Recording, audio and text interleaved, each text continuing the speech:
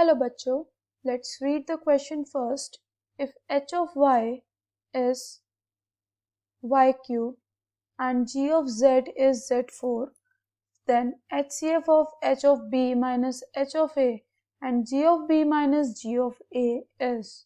Okay, first of all we will discuss the key concept used in this question.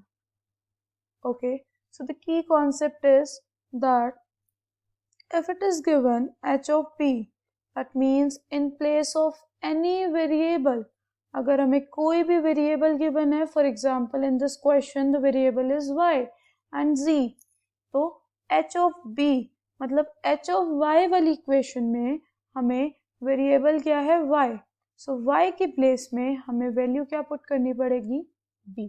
Similarly h of a means y की place में हम a put करेंगे.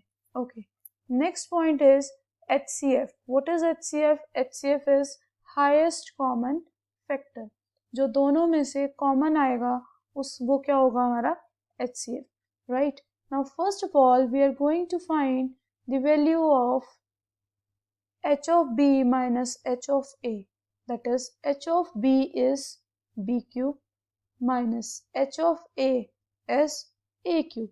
So this will be b minus a into b square plus a square plus ab.